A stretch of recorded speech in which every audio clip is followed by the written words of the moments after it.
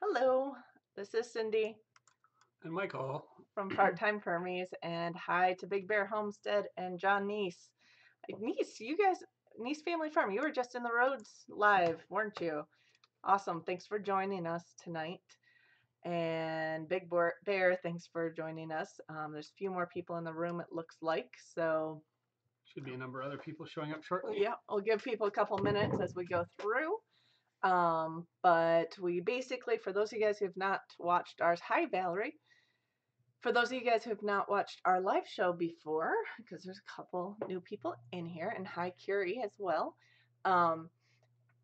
we basically go through some of the stuff we've been doing for the week. We go through a foraged food of the week, as well as anything else we have going on, kind of give updates or what's coming.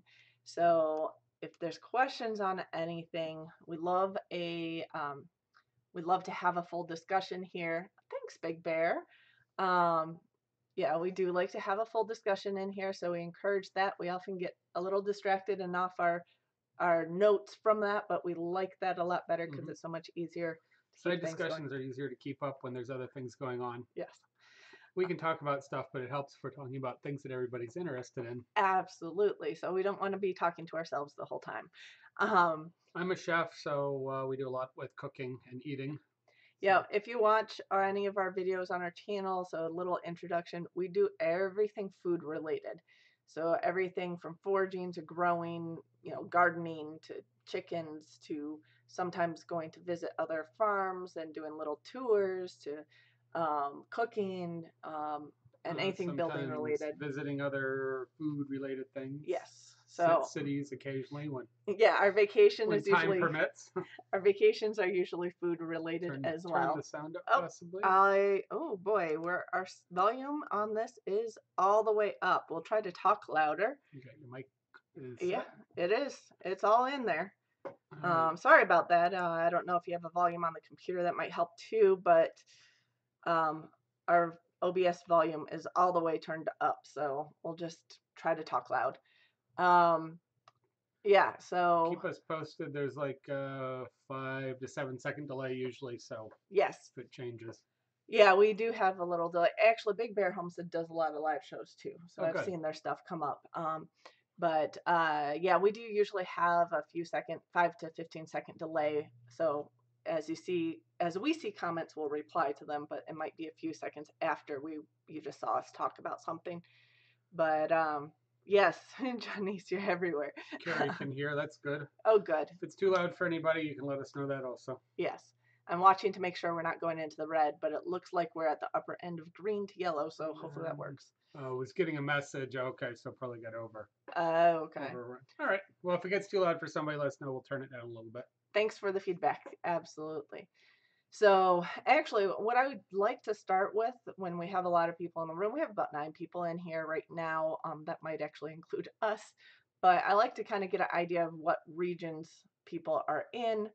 And let people know, let each other know where you're kind of located, because when you talk about foraging, a lot of things are specific to the region, although some things can be seen across the U.S. or sometimes across the world. It helps with growing conditions and current weather. And questions being about in southern Michigan can be quite different. We're delayed from a lot of our viewers that are a good bit south and can be up to a month. Sometimes we started so late this season with weather patterns that we were like 5 weeks delayed from our normal, I think. Yeah, and part of Northeast Georgia. Yeah, we got Northeast Georgia for Big Bear.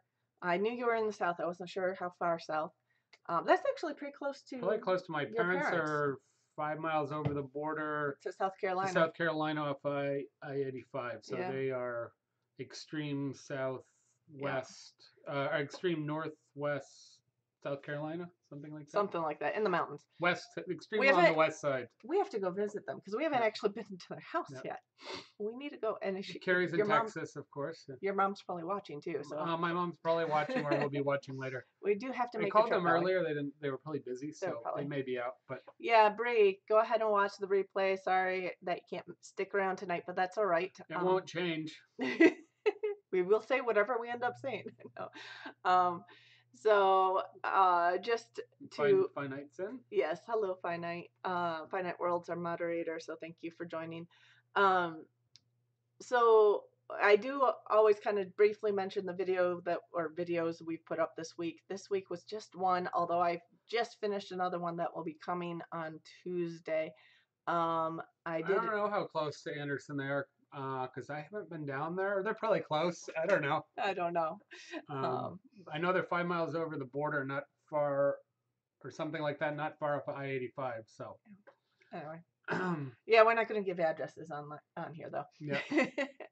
But so no, our video this week was really a summary on our garden because we've been trying to keep so busy in planting and things that it's been hard to keep up with videos while we're doing all of that. So I basically just did a walkthrough of what we have in our garden now that we've pretty much planted just about the whole thing, although we're constantly always It's adding. growing. It's growing very fast. The last week Yeah. and a half, we've had extreme rain, moderately hot to now getting very hot all of a sudden.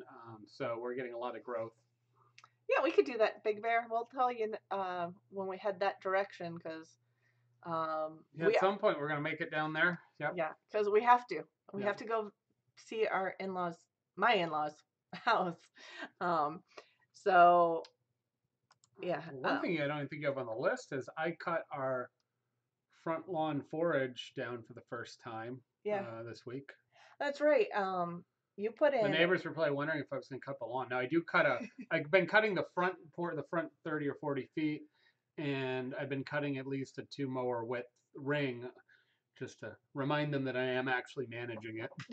So they now don't that's really know where the property line is. Actually, we kind of know where it is, probably yeah, better than them, but so they're kind of mowing one side or the other. I think he's kind of been guessing. So yeah, that's fine. Now that'd be fun if we make it down there and have time. We'd love to come. We always like seeing what other people are doing. So absolutely. yep. So We just toured last week. We've toured Lily House, which has an amazing permaculture site house outside Kalamazoo, and you a can lot of teaching videos. That's a yeah, subscription. you can find them online. Lily, it's Uh, Lillie House, Kalamazoo, Michigan. Kalamazoo, It's a 1 acre downtown, permaculture. full on permaculture Yeah. growing. Yes. And then I you took a visited class. a friend who I've been out to his three Yes. acre permaculture just beyond us. And that'll be another video because So we've been doing a lot of plant sharing and gathering and a lot of visiting other people and getting yeah. ideas. Yep. And we have one of the guys, the main guy from Lily House, is coming out here on Tuesday to sort of tour our property, but really give some advice and kind of look at our ideas and things. So Yeah. I'll get a lot of exchanges.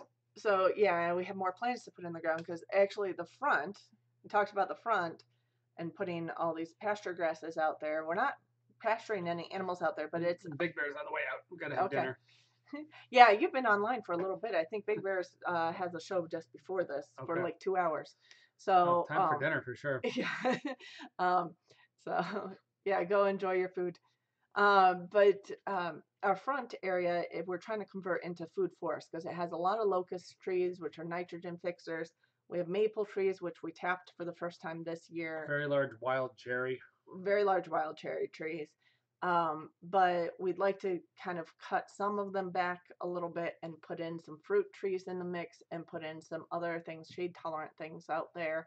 So we were able to get some actually when we went to visit our friend PJ, who's also our we'll have a video on his permaculture site.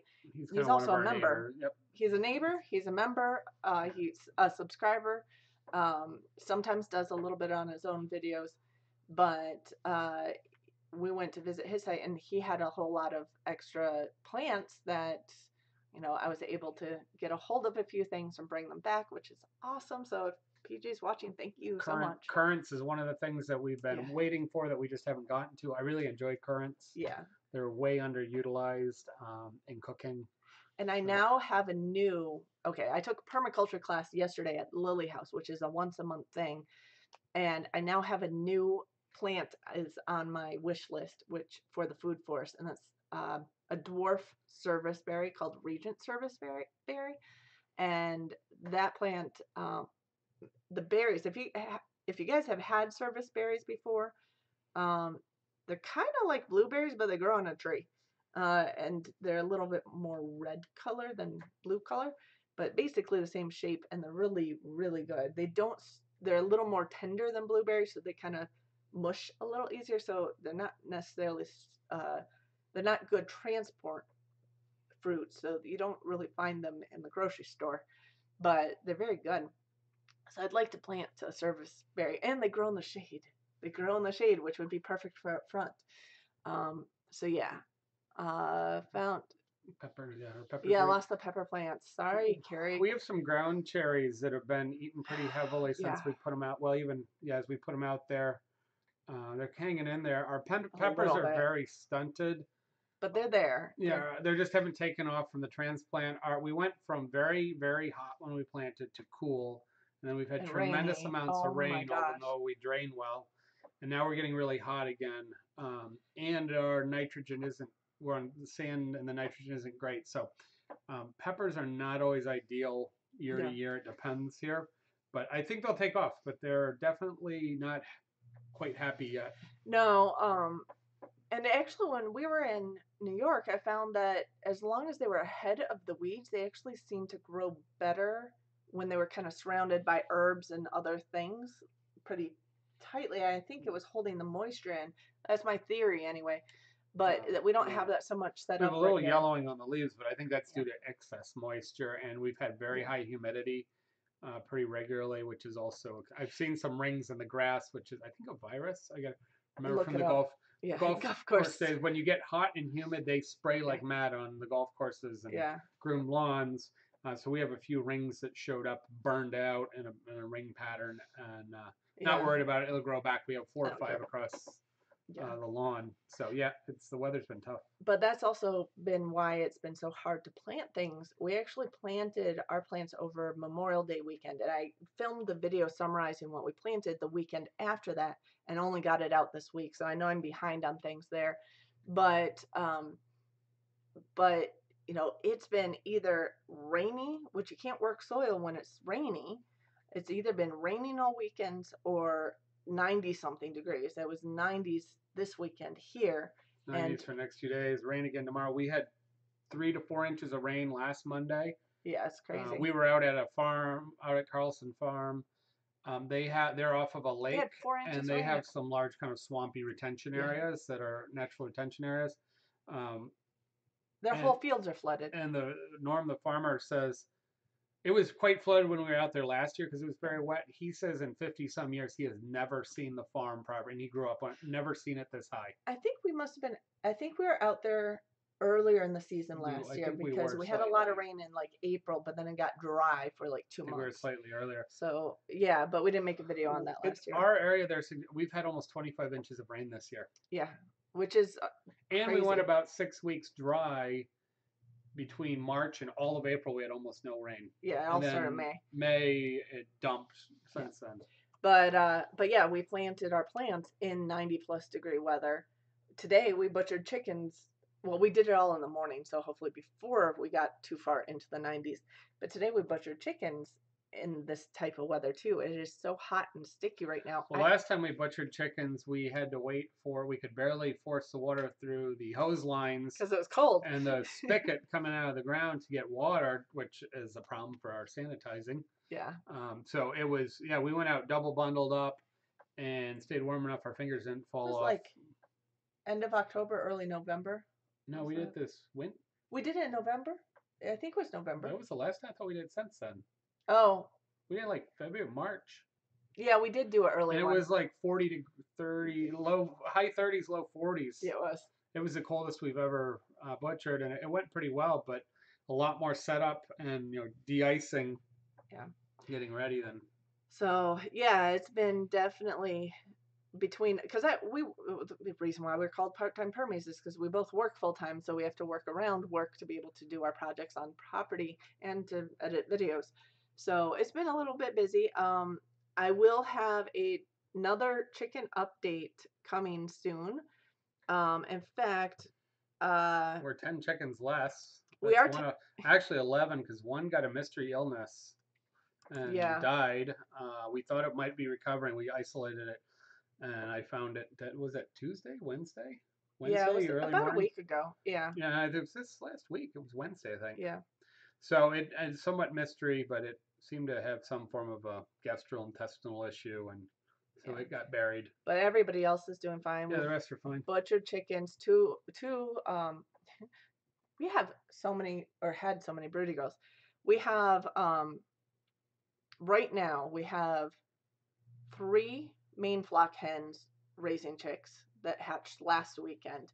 We have a silkie that was is raising a set of main flock chicks that hatched about a month ago, and two more silkies were hatching silkie chicks this weekend.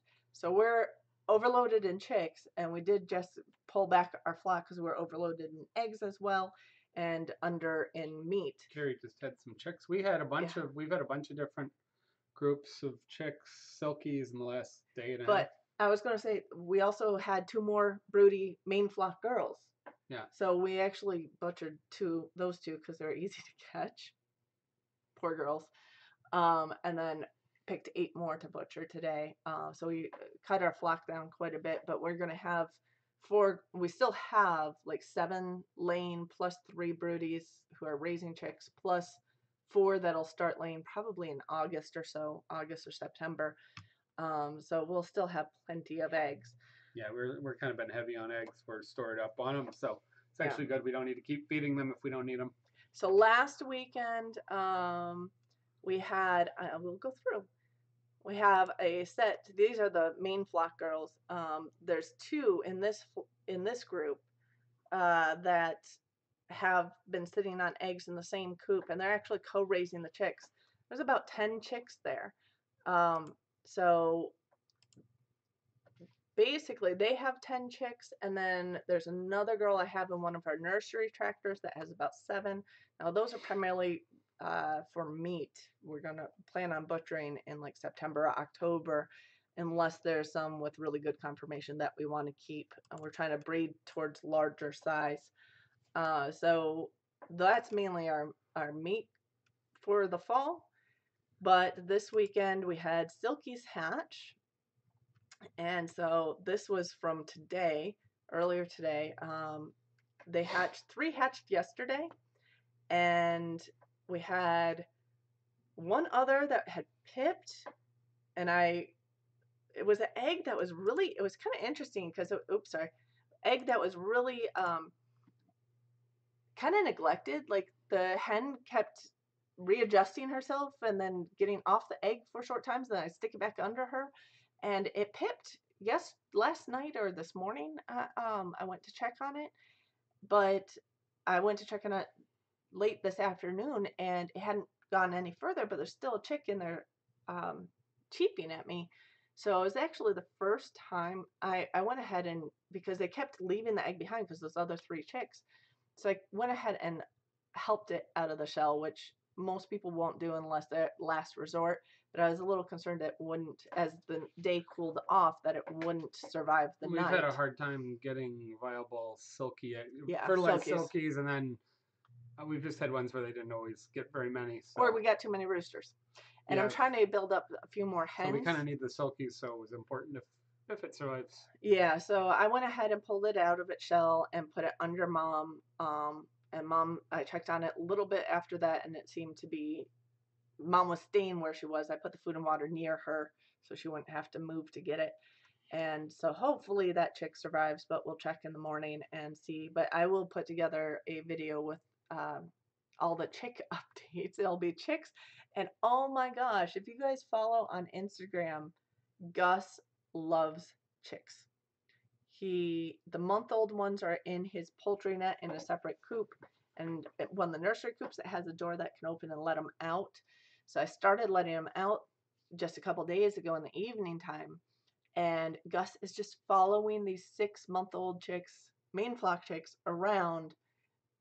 They're being raised by Silky and protecting them from the rooster, and actually the rooster and hen fought a little bit, but Gus is just hovering over these chicks. And then today, when the silky chicks hatched, I had to crack the door a bit because it was so hot out there that I wanted some more breeze to get through there. but he kept sticking his head in the door and looking, and he has this way of like quietly talking when he's around the chicks. It's almost we joke because our Saint Bernard used to do a little whisper woof, and we keep comparing the I geese to told our him to Saint use his Bernards. indoor woof, and he somehow he figured it out, and he would make really quiet woofs when he Yeah, was sort of he was just woof, like woof. junior high. Yeah, He figured it out, and he would make these quiet woofs yes. because his loud woofs were quite big. Gus is a goose. Sorry, Green Gables Homestead. Gus is a Gus and goose. Lucky are He geese. is our, oh, let me see. Here we go. Gus following the chicks around. He is an Emden goose that we have as a guard for our silky flock. Lucky is the Emden goose that we have for our main flock. But I have a silky mom raising these main flock chicks. So those chicks are just over a month old, I want to say now. I think they hatched just after or just before we went to Montreal in May. So probably a month and a half now. But he just follows them around and he, oh my gosh, he hisses at me. He doesn't usually hiss at me, except if I'm trying to herd them into their coop again at night. He hisses at me, and actually one time he actually charged me. I was like, he's never attacked me. He rarely hisses at me. He hisses at Mike all the time when he walks by for I some was reason. picking strawberries in a bed that was close. Well, it's Yeah. through two fences, but fairly close, and he hissed at me the entire time I picked Yeah. the strawberries. So, but I'm the one who feeds him most of the time. And I went to feed him, and Yeah. but he's afraid of things, so he would Yeah. go run to the other side of the little coop, Yeah. the portable coop, and he would hiss at me from the other side. So I'd go around to give him the strawberry, and he'd go to the other side and hiss. Oh gosh. And he'll take food directly from my hand, or just started to in the last couple of weeks. Carrie So- has 2 Emden females. We Yeah. have 2 males. We have 2 males. And I think I've seen one of your videos with a broody Emden. I don't think she had any fertile eggs, but you wanted the eggs under her or something. I saw one of those videos a couple weeks ago, I want to say. That would be scary to try to force a broody goose off a nest. Because I would not want to do that. I think that was your video that I watched. Gus attacked a chicken that jumped over from Yes. the main.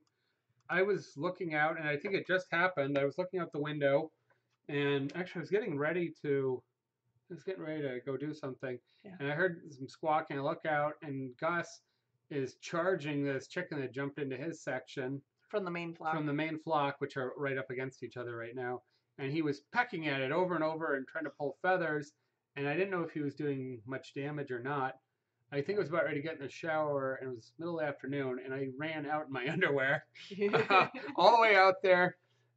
Lifted up the fence because he was telling the other chicken to go to the other fence, which it wanted to do. Yeah, it was trying to get through the couldn't fence. get through. Of course, when it got to the other side, its rooster pecked at it and told it not to do that, I think. So yeah. I took care of that situation pretty quick and then ran back in. We have one neighbor that probably can't. Maybe see you. Yeah. Yeah, we have neighbors. I wasn't sure what was going on and how much time I had, so I just decided it was middle afternoon, and I think I had a t-shirt on. Yeah. Just ran out there. Well, we have neighbor on one side that's in the middle of the woods, so you can't even see their house from our house. And on the other side, we technically could see 2 houses, but the one is full of guys. Who cares? They're like recent college grads, they're never home during the day. And then the other one, maybe she's home. I don't know. But if it's they're not out in the yard very often. Yeah. So who cares? The front guys can't see when we have things going on in the back. So, yeah, still on a nest. Put duck eggs in the nest. Huh.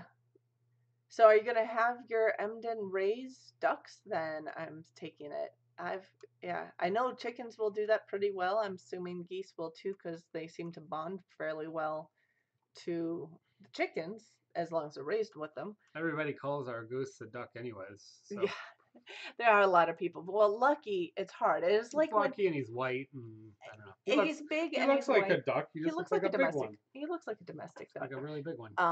He's just a little bit on the big side. But I mean, also, what do you call Lucky? You call them Lucky Ducks, not a Lucky Goose. And I've heard of I saw a couple of people do that for when the Rhodes had Donald, calling him Donald Duck, but he's a goose. So, but anyway, that's a different topic. Anyway, so and then if you actually this is Lucky. This is Lucky. If you don't know Lucky's story, Lucky has a whole playlist on our channel. He's here taking a nap next to Houdini, who's grooming herself, and Houdini is his absolute favorite hen, and he's probably kind of lucky that we didn't grab Houdini last night to separate her to be butchered as one of those girls because kind of randomly grabbed who I could in the dark in their coop. Well, you Um, check some tags I checked too. some tags, make sure they weren't the ones that I wanted to keep for breeding. The larger ones, we did call one large one, but the rest of them were a little bit on the smaller size. Um, but yeah, so that was Lucky. If you want to check out Lucky's story, Lucky got his name for a reason. He's definitely very lucky to survive. Trying to think if there was anything else. Those are all the chicken that we have to put together another chicken update, even though I just did one a week ago. Um, some say geese are too heavy. Yeah, I could see that. Not sure if the eggs Hmm. are still there. A lot of pine chickens, Yeah. doghouse. Yeah. I don't know. Our I just made duck egg pasta again today, and the duck eggs get a pretty heavy shell on them. Also, That's true, they're but not the as big geese are as huge. a turkey or a goose egg, but they're still pretty big. Yeah. Well, we had actually a little bit of a problem with the hatch from one of the main girls.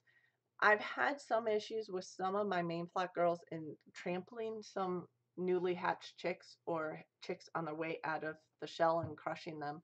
And we did have three that didn't make it because I'm assuming she may have crushed them. I'm not sure. But there were three that had hatched or almost hatched that did not make it. But we still got from the two girls, we got 10 chicks from them. So that's plenty. Okay. Um, So we got to talk about plants, right? we got to talk about plants. We have, why don't I go to the foraged food things first?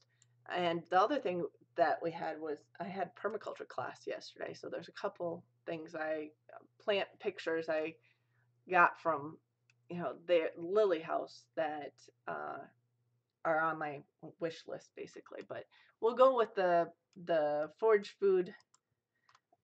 Those of you guys didn't know, I before Rose started, I said last weekend we talked about doing Foraged Food Friday on my blog, and so I post something about one foraged food or medicinal on the blog on Friday, and just after that, Rose started asking, or around that time, Rose started asking if she should do a forage food thing every week. And a couple of us suggested a Friday forage food. And I said I was already doing it on the blog. And then we summarized different things. So check out Rose at Homesome Roots as well, because she did a forage food Friday in her vlog on her YouTube channel on Friday that was on Queen Anne's lace, which I haven't touched that one yet. Because that one you really do have to make sure you're not misidentifying it, but it is edible. So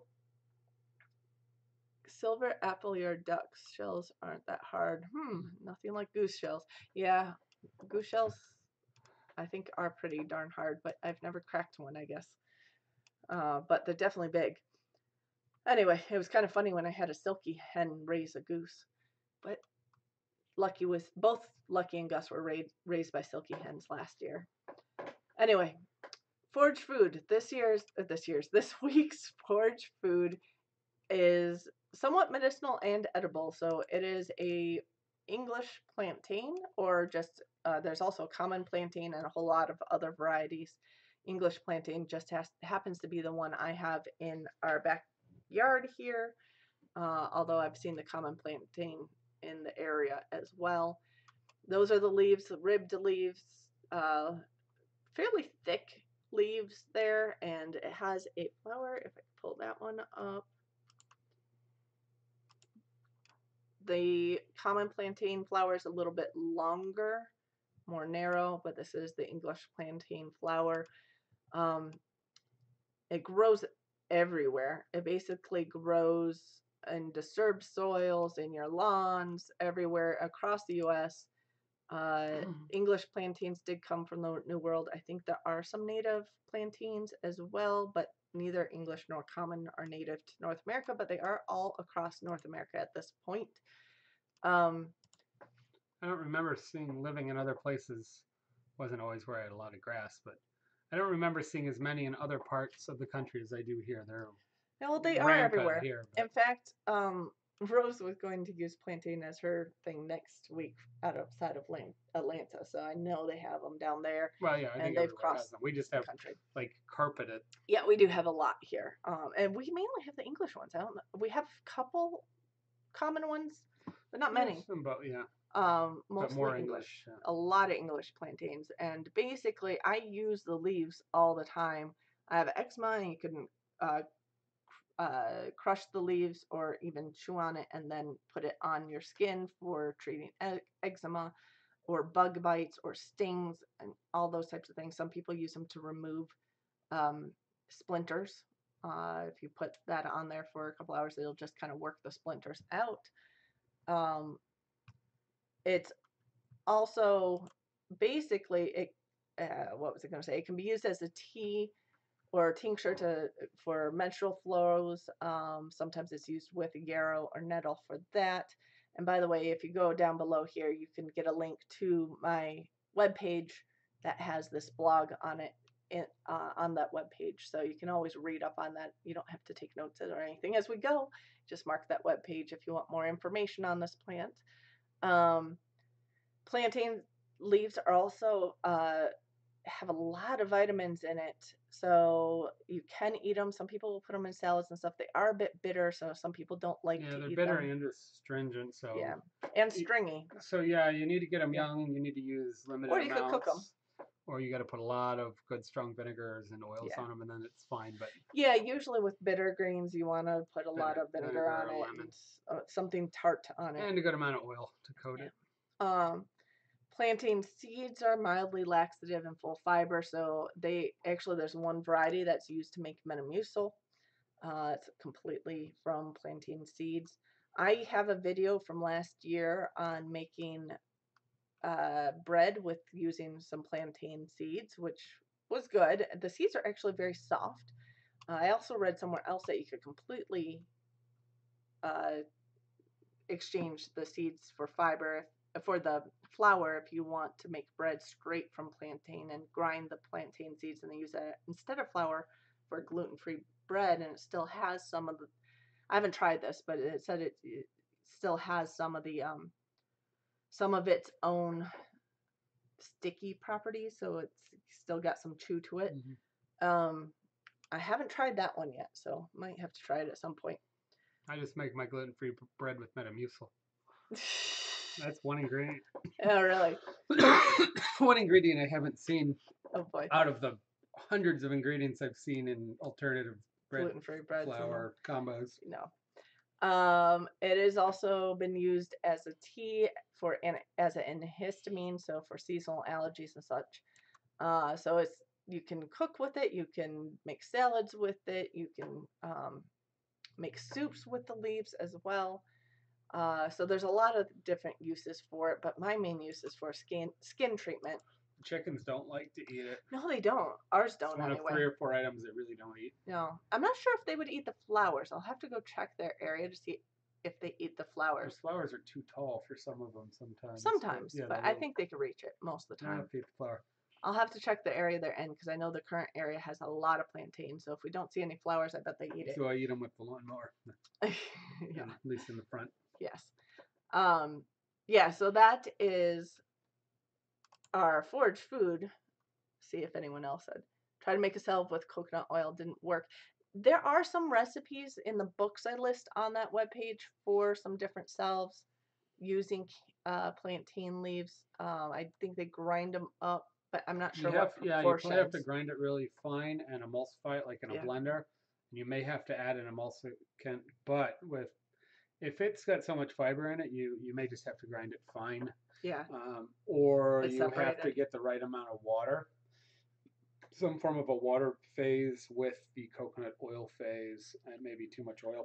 Yeah. I don't think it'd be too hard to get it in there, but you got to be. I would check out The books I have listed on that webpage at the end, that because I know some of them have recipes for selves, might be worth checking out. So I do have links to those on that page. But your rabbits eat the little little you bit. give them. Okay. Oh, that's good enough. Yeah. Yeah, the chickens don't like that. They don't like what else? Couple other things. Yarrow. They don't Yarrow, they like. don't like. Yeah, they don't like that. And there's something else they were. Oh, they don't like ragweed. No, they don't eat the ragweed. So. But there's only 3 or 4 things they don't Mhm. really go. Sometimes they prefer. They get to them later, but Yeah. yeah. No, those are the main ones that they don't really eat much of at this point. But we also put a chicken forage in back, so we have a lot more plants that they do like that they'll probably eat ahead of the others at this point too. Got a lot of buckwheat. Some of it we planted.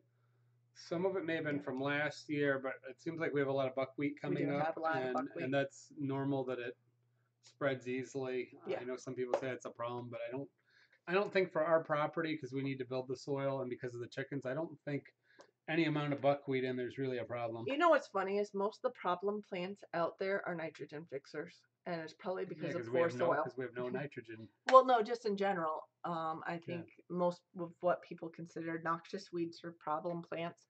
In fact, plantains are actually considered noxious weeds in a few I'm states. just looking for the page. The page is in the link in the description below our video. It's it should be it should be listed. Where is it? The web page, Can you grab the it? Wix site, and I will put it in the chat. Hold on. Actually, I can do it this way. Give me a second. I'm doing multitasking here, but let's do it this way. See if that works. Yep. That goes straight to this foraged food. If you go to the homepage, there are previous week's foraged food listed in there too. So yeah. So that's where I put up we're gonna start it on Friday, so I'm not doing everything at once on Sundays, trying to get ready for the live show. But I'm going to try to put that up every Friday in preparation for the live show. But it will also go to our Facebook page and group. And sometimes they post it in a couple other places, like I put it on Wholesome Roots Facebook page as well this week, which Rose was laughing at me because she goes, "That was going to be my Forage Food Friday," or her, what does she call it? Foraging Friday or Friday's Forage or something like that next week. So she's doing a vlog that's doing that. I was like, still do it because she may have other uses that Well, we don't. she's got different things, and Yeah, she's a master gardener. yeah, and she does a And lot of we're in foraging. totally different parts of the country and have Yeah, a little bit of subscriber overlap, but not a lot. So yeah. So, yeah, hi Terry, welcome, welcome. So we just went over the forage food from Friday, and you could take a look at the webpage or the replay on that if you're interested in learning more about plantain and what you could do with it. Um, so that was that part. Any questions about plantain before I go? Trying to see if I missed anything because I was on my webpage a second ago. Um, can I make tostones with it? Tostones? Yes, Oh no. that's what I usually do with plantains. Oh, the other kind of plantain, not the green plantain. The tropical plantain. Yeah, I don't know why they're called the same thing. If there's an origin to the word or what, they don't. One doesn't appear like a banana type tree, and No. that's for sure. One's a very short, like Yeah, and one's quite basil large. plant with this. So I don't know why they have carry the same names. Yeah, I'm not always sure. wondered that. Well, I read somewhere a theory on why they called this like English plantains and things like that had to do with it was where the settlers came in and wherever they walked they dropped plantain, and basically wherever they walked in their path was plantain, so it had to do with feet and more than anything. I have no idea where the banana plantain is. Comfrey definitely grows in Michigan, but on Not our sandy soil, we've been trying to grow it, and we were told by somebody, "Give up, don't worry about it, it won't grow." it won't grow well on our sandy soil. Clay, we got lots. So in our area, especially, we have black dirt, we have heavy clay, we have mixed loamy stuff, and then we've got Sand, sand, and like we've got sand rock. dune. and it changes very rapidly because of the dunes. So Yeah. it most definitely grows. We just can't grow it here. Yeah, I mean, and it's basically all remnant of where the glaciers dumped everything. So we are in the basically like a sand dune area, except it's flat. Ooh, 10 pounds of green beans. Yeah, we're not at green beans yet. We got our first peas this week. Our first Yeah, our first peas are coming. pod. Shelling peas Yep. Our shelling peas are starting. and the snap peas, I Snap think. peas are coming. Yep. Yeah. So We're in Southwest Michigan. we saw that comment at the same time. Yep. Um, Half hour east of Lake Michigan. Yes. Yep. So we're just outside Kalamazoo. So we're on the residual dune, the interface between the dunes and the swamplands. And the swamplands, and we have no swamplands No. anywhere close to our property. Actually, just east of us, probably. There's south of Kalamazoo. There's a city called Portage. Portage and Kalamazoo were both called Celery City for a long time because celery was originally brought into the U.S. So we have area. basically tan beach sand. And they have this. Portage was all basically a bog, is black muck, and it's dried out a bit, but that's where celery came in, where they brought the first celery from Europe. So, yeah, we're not that far from it, but we don't have that kind of soil. Yep, but it definitely grows very well. Terry had Lots his of people restart. use it, and we were trying to use it under our apple trees. It just wasn't going to work. Well, nice thing about peas is that you can actually stagger plant them, and do a set and then do a next set, and peas you can do a number of times. Yeah. It does depend a little where you are. Very cash out, and so you have to if you want to have a constant flow of it. Good supply. Yep. Yeah. And the shelling peas take longer. So Comfrey likes Carrie's rocky soil. I don't know. People around here haven't had a lot of luck with it. Because PJ, the guy that went to his permaculture site, tries growing it there, and he says it's kind of growing, but not well. I had asked him, and he laughed. So he's about approaching 10 years in on his 3 acres. His soil conditions mimic ours. Yeah. He's an advanced permaculture grower. And he laughed and he's like, give up. Yeah, he goes, I tried. Go find something else. He said there's a lot of other plants that can work. It just isn't similar. set for us. Yeah. Yeah. South Carolina, raised beds, clay ground. No, clay ground can get hard. Yeah, it gets hard, but it gets spongy and things rot. So you got to get a lot of wood chip and a lot of base, or you got to raise it up. Yeah. Yeah, raised beds is probably the fastest way on heavy clay because it's so hard to break. In fact, I would rather grow on the sand we have than on heavy clay. Heavy clay is very hard to deal with. I mean, what we're doing on the sand to build our nitrogen. I mean, at least the sand is soft, okay, so that we can get into. We get good root vegetables and onions, things that like drainage. There are some things that grow excellent. Like eggplant loves our area because eggplant is a desert plant. It loves the sand. But what we've been doing is putting all our fall leaves down in our garden and kind of building our nitrogen base out of leaf compost. So that has actually been working pretty well. We're kind of into our second or third year into that. We want to get a heavy wood chip. We haven't gotten wood chips out here. There's a new neighborhood next to us. They just bulldozed a huge area, and I was waiting to find them chipping. Unfortunately, I wasn't surprised. They chipped everything right back into the ground and just left it because they didn't want to cart it. I was hoping they were putting some of it in trucks to just even move it across that area, and I was going to try and grab, because that was basically virgin forest, 40 or 50 years old, untreated, and I was hoping to grab them and get a couple truckloads just dumped half a mile down, but couldn't do it. So we have plenty of leaves, so the leaves they work well. I mean, they break down a little bit differently than the wood, but they still work well. Yeah. I mean, the other things you could do, one thing PJ is doing, and I'll have in my video, is any trees that he's fell, or any place he could get big logs, he actually lines a lot of his beds in logs, because you bring in the mycelium and the fungal growth into the soil instead of having a primarily bacterial growth soil, and that the plants do a heck of a lot better in soil with a bigger fungal base. Well, he also grows a lot of plants just simply for chop and drop. Yeah.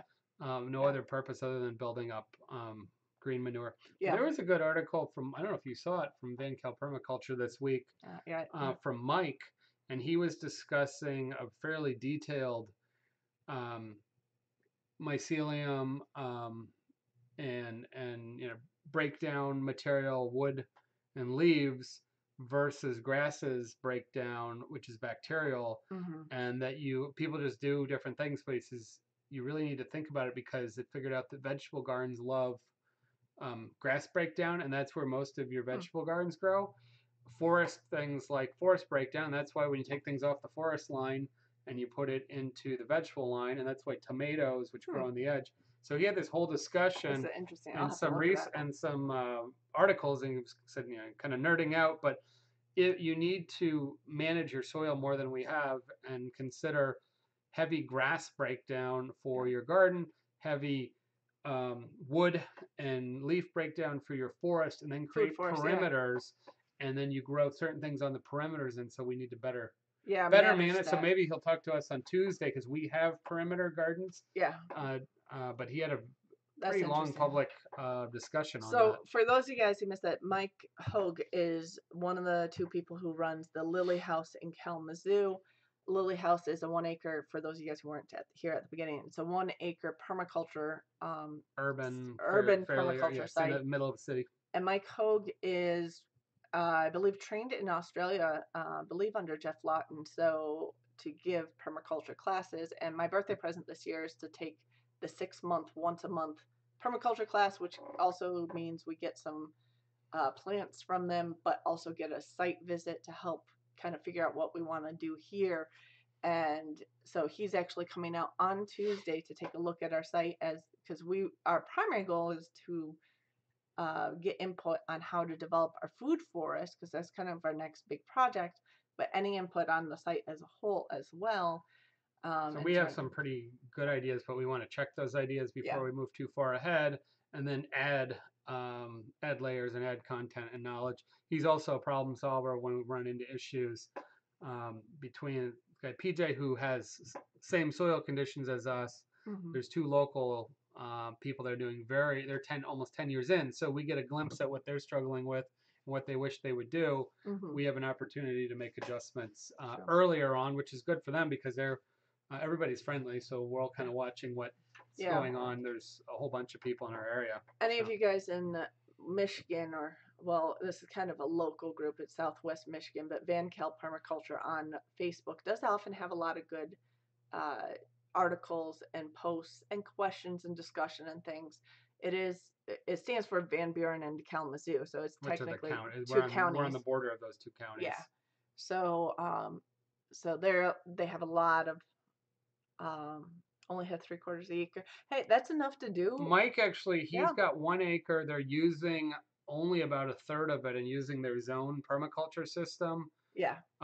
You don't need more than a half acre. If No, you you don't. And really, you prioritize what you're going to do. I mean, technically, if you think about where we're growing our vegetable garden, it's on maybe how many square feet did you figure that we're was? our cordoned It's off a big area is garden. about 3,000 square feet right now, which is way bigger than we need for Yeah, but it's fun to try and play with things. Mike's front yard, which is under a quarter acre. It's probably an eighth of Oh an yeah, acre at most. it's a city lot.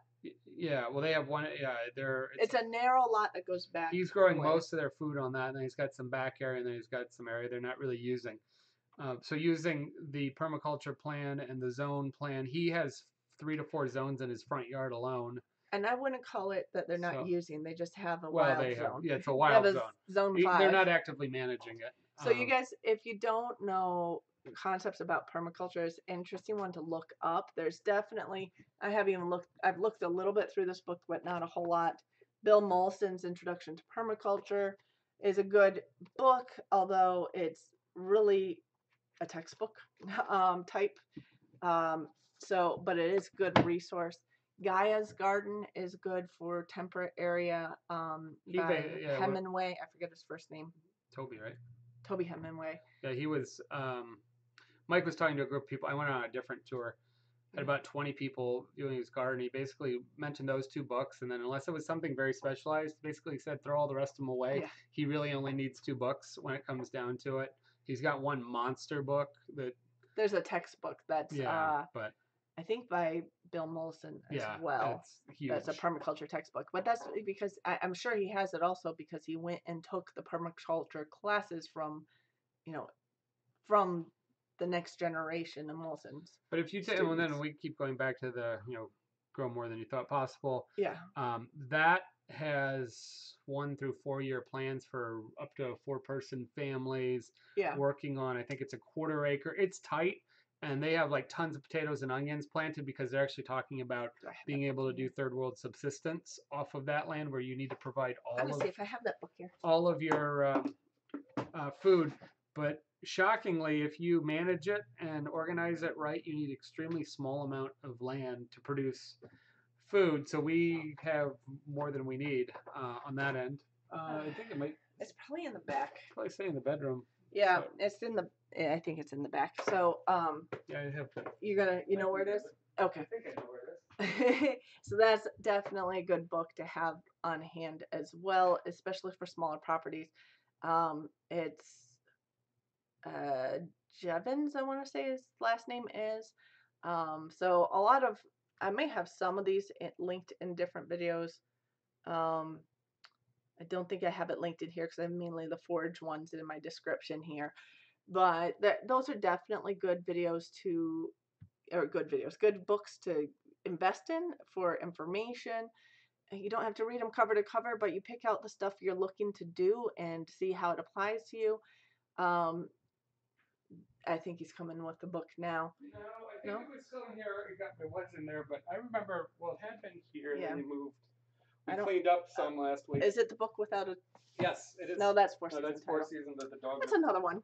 A book without a poor cover on it is another Elliot Coleman book. That's another one we follow quite a bit for season Yeah, harvest. that's pretty good for our particular. Yeah, if you're in the north, area. he grows 4 season, or he harvests 4 season in I don't Maybe think I it's have in it there. here. I just saw it recently. Last time clean up. It might be sitting under We the did a tree. big cleanup and now we can't find what we need. Yeah.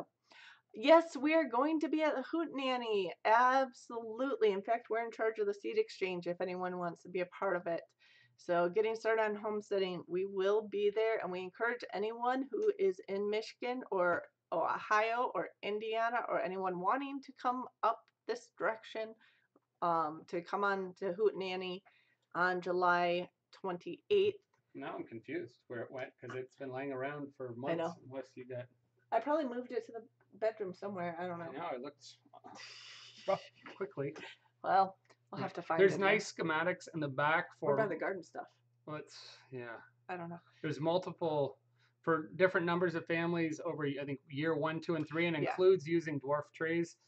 So you actually get an orchard, and if you can introduce chickens or rabbits, even better. It's based off of a lot of research in California, And it's rotation through these different. Basically, it's a bed rotation system that he has that's intensive, and it does a lot. He has a lot of information on companion planting in there and what grows well together and how you rotate things. So we started using that when we had less than a quarter of an acre in New York, and we were growing on 400 square feet. Yeah. And we started looking at how to manage that. That was our first thing. So we still keep going back to it because it had so much research out of the ag schools and things in California. Yeah. It even explains why the moon phases. I think that's the one that has the moon phases in there. Why it works. They have a lot of question and answer on soil amendments also when you have problems. What you need for soil. They do a lot with biodynamic soil. Kentucky's not that far from Michigan. If you're coming up to Hoot Nanny, if you're like Lexington or Louisville area, then what, 6 hours? Yeah, I used to drive there from Ann Arbor all the time. So it was like 5 hours to get to just south of Lexington from Ann Arbor. So you should head up. I mean, 5 hours, yeah. 5 to 6 hours depending on where you're at. And you camp over. And you could camp over. It's at a. Are you coming? I should start with that because you're the one who brought up Hoot Nanny. Lake and campsite. Yep. Yeah. So absolutely, you just have to drive across one of those other states in between us. Okay. Do the same thing. You just had it there. I know it used to be on the table behind me. It's always sitting around because we go back to that one pretty all regularly. the time. Yeah. Just I think so. They built it based on land reclamation, new style, old growing, uh, I want to check one and place. then homesteading. But I think it was also designed off of some homestead third world, kind of third world growing conditions where you needed to be self sufficient. So it was modeled off of a lot of different. And it was also modeled for to be handled by like one or two people. So it didn't need to have active agriculture plowing, that you could manually dig it with one or two people and manage food for yourself. So it comes from a lot of different angles. Okay, I think I might know where it is. In the barn? I think it might be in the barn. Make sure the mice don't Yeah. chew on it. I have to go check it out. Bring it in. Because I have a basket with a bunch of gardening stuff that I was using. That's where it probably was. And I always use it as a reference for companion planting. I should just photocopy those pages so I can bring it out. We get mice in there frequently, and sometimes they go grab whatever papers around. So 10 hours. Oh my goodness. That's quite a ways. That is a ways. Western side, it's 10 hours. Okay. Yeah, Kentucky's a big state too, so especially if there's not a direct highway connecting. We're probably almost straight north from Louisville. We have 5 acres. We have 2.5 to 3 of it is not forested. We are in year 3.5 or so. Yeah.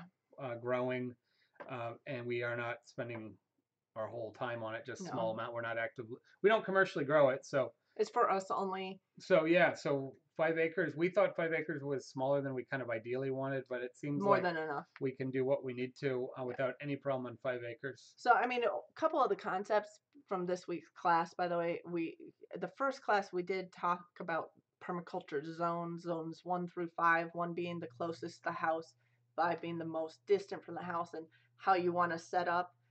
Basically, I think that's what Doug and Stacy are really talk about that without telling people why. Yeah. Because they've really moved zones and selected they're not having large animals, not having a lot of things because where they put everything, because it reduces the work. Yeah. That's really what it is. And they're not old by any means, but they're looking at a long-term plan. And Justin talks about the zones too. In fact, if you are a member of Justin Rhodes' the Abundant Permaculture page, even the basic member, he has some videos talking about some basic permaculture ideas like that. He was trained in Australia too, I think probably by the same people as this guy I'm taking a class from.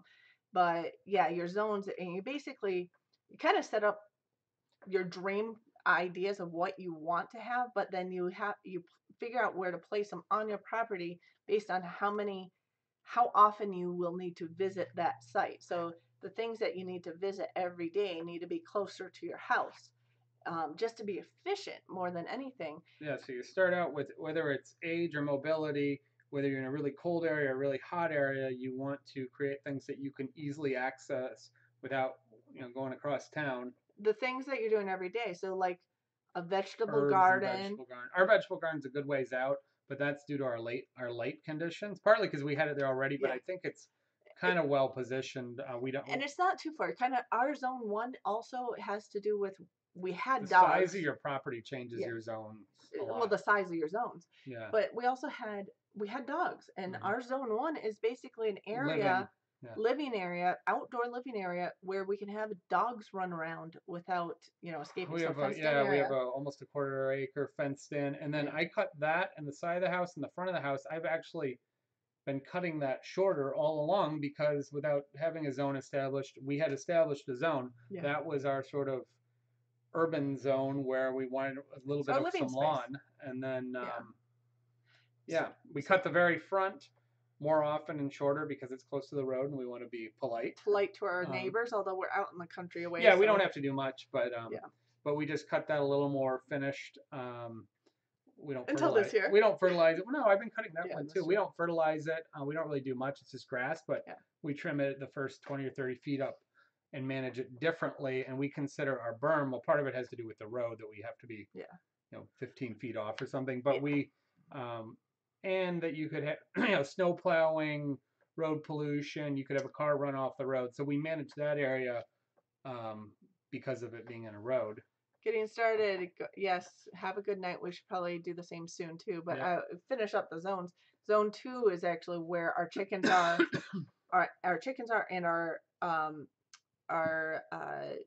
annual garden. So we have to visit the chickens every day, but we do pasture them so they move around.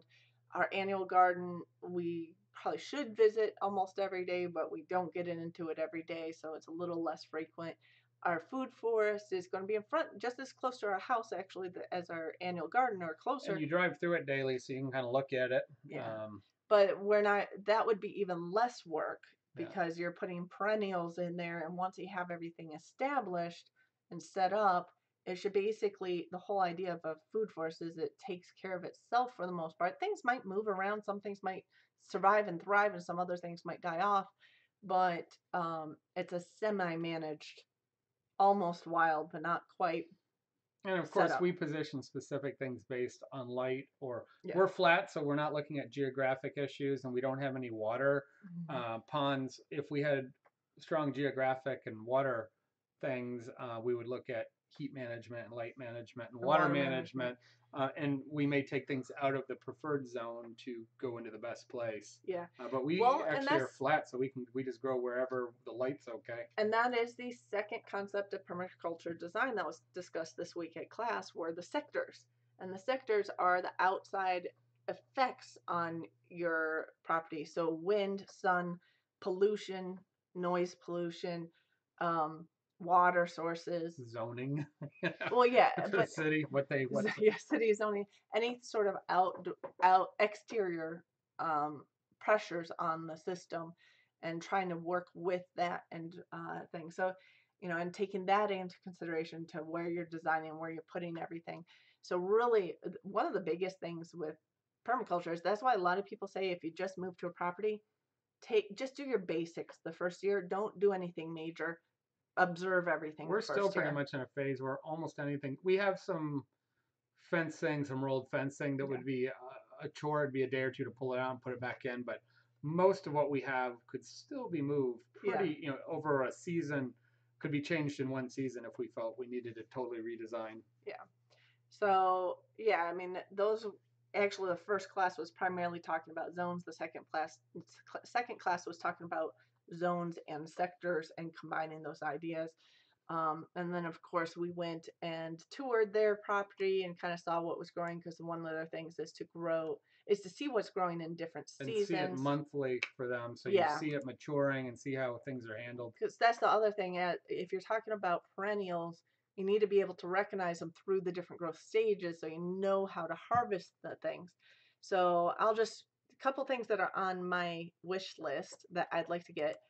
This plant is actually a vine. It's hard to see here a little bit, but it's a vine that's native to Michigan, southern Michigan anyway, not northern Michigan. Grapes? No. No. We have tons of grapes We here. do have wild grapes here.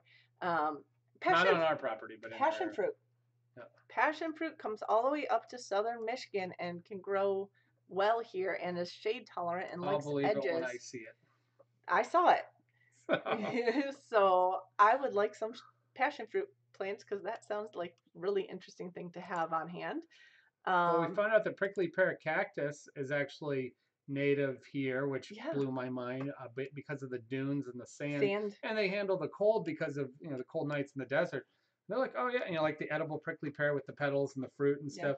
They're like, they're native, and I said, you're kidding me, because somebody gave me some, and they are on this side of the state. On this side of the state where it's sandy. Yeah, we have some very interesting plants that only grow in this area. Yeah, sea kale grows well in the sandy. We have lichen. We have a video that I think we never put up pictures. Yeah. We have these crazy lichens that grow back like we're in Scandinavia. Yeah, but another plant that is kind of interesting that I haven't tried before. In fact, I heard the term first in the Caribbean applied to a completely different plant, but these are groundnuts.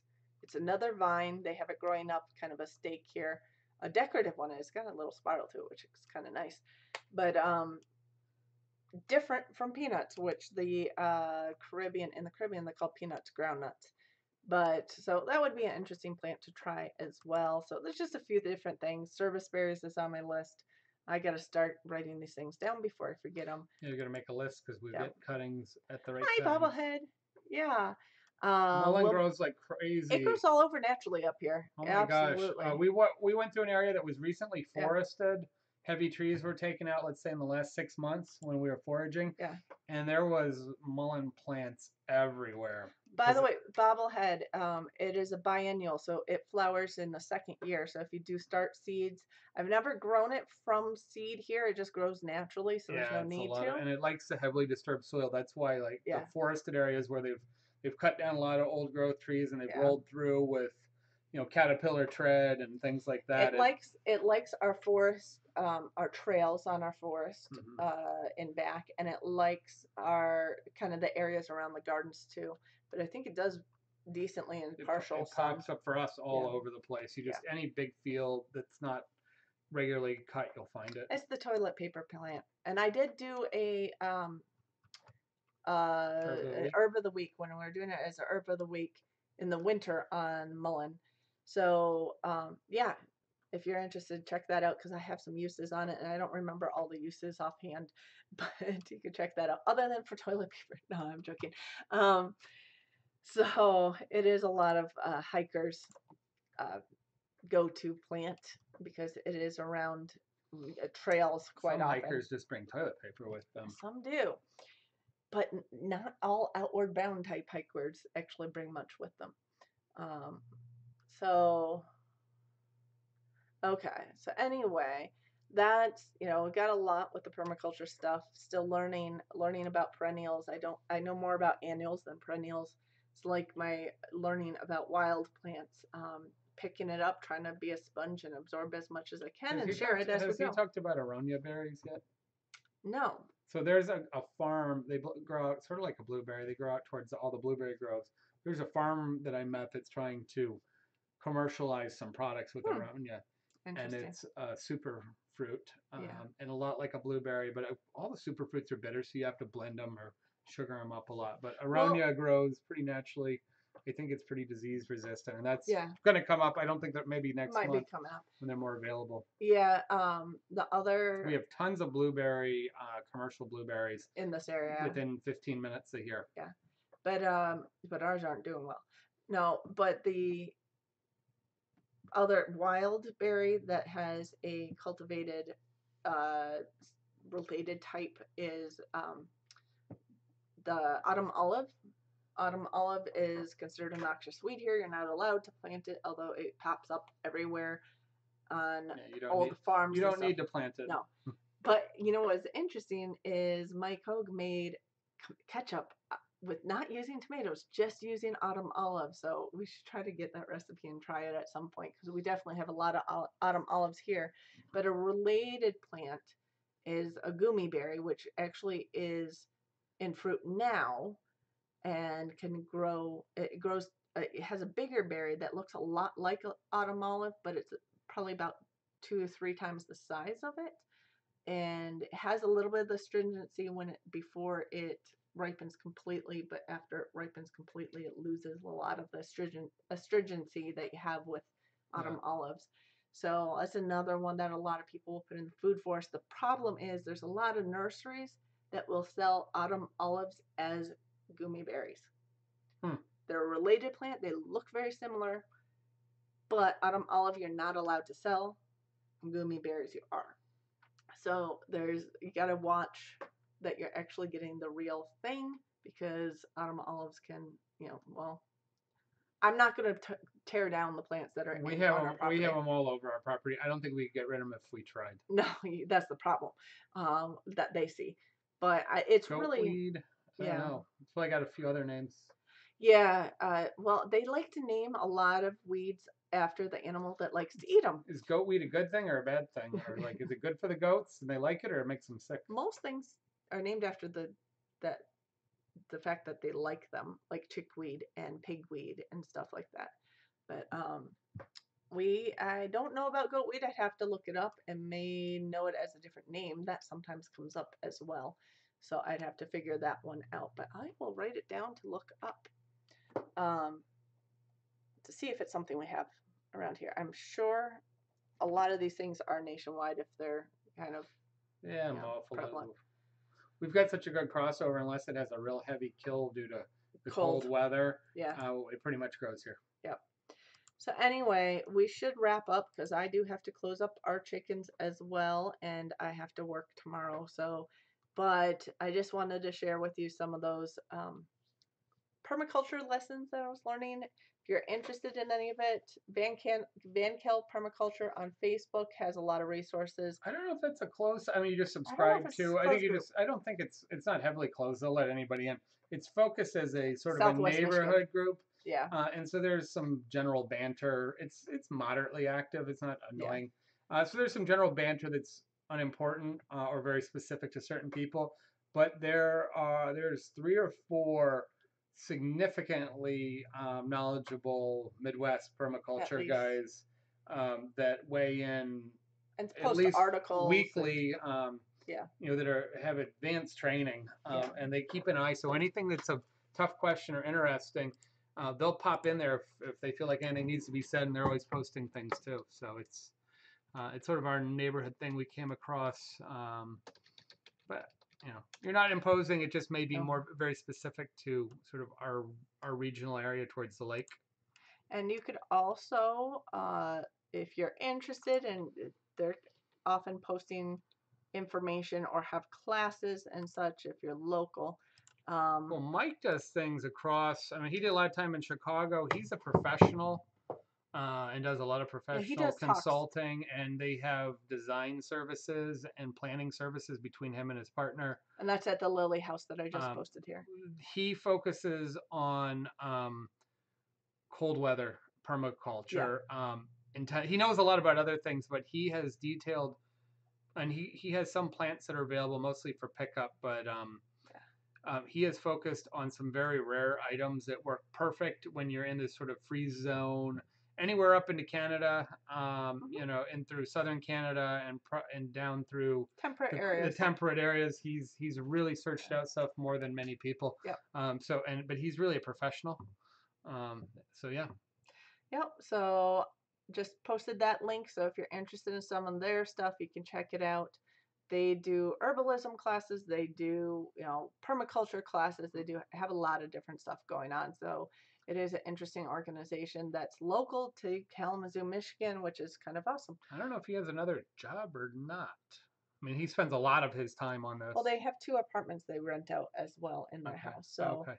um, He has a lot going on, but a yeah, lot of it's mostly around related to this. permaculture and permaculture education. So Absolutely. So, but otherwise, we do have videos coming. I did put together a tour of Carlson Farms, which we went to on Tuesday. A real quick, short video. he's a friend, and he's a perfect union of a successful local medium scale grower. So he's a traditional farm that's trended towards Joel Felton Salatin style. style. He is primarily a meat raising farm. Yep. He's pretty sustainable. They don't grow all their grain, but he runs a really clean, Pastured. transparent Yeah. operation, and he truly Yeah. pastures his chickens And his beef and his lambs and his pigs. and he's not certified organic, but for the most part He's they are beyond. they're very similar. He just doesn't want to be certified, and he bridges that gap of not only he's a successful, profitable farmer. And, Mm-hmm. good year they make money, and he supports his family doing this. So he's not just living you should do this, you should do that. He's having to maintain a It is his life. multi-generational family. Yeah. On the farm. So it's a really good balance point. And they've got like 300 acres, and they manage another 300 acres. So it's good size. 250. We just watched the footage. He said 250 acres, and then manages the second and he 250 leases acres. Yeah. A neighboring double set. So Yeah. they've got that traditional all-American, 500 acres. Yeah. And it's heavily meat related. Yeah. So it is interesting to see what he's doing and how he's set up and where he gets his inspiration from. He's got a nice place. So that'll be coming out Tuesday. I have a couple little things to finish up on, it's scheduled. So you could take a look at that. Don't know, it started growing here. It was interesting. Oh, is that the goat weed? Yeah. Oh, yeah. We'll look it up. I'm unfamiliar with it, at least by that name. Yeah, I'd have to Not look like it up. we know all the plants by any means. No, we're not. We're not specialists, and we're not botanists. We're not We'll, horticulturalists, we'll look it but up and see what we can figure out. we'll see what we can find, and I'll see if then we'll take a look out back and see if we even have it here. But yeah, absolutely, you guys. We'll say good night. I know it's fun to keep chatting, but it is getting late. I got stuff to do too. So we will be here again next week at 9 o'clock Eastern Standard Time, and I think I know which herb of the week we're gonna do next time, or Friday Foraged Food, or Are we whatever I gonna end get up your calling dad it. on? Oh yeah. Might, I don't know if he'll still be here. Next weekend is my dad's birthday. He's been in some of my videos. I don't know. If we're doing afternoon stuff, I wouldn't be surprised if they spend the night.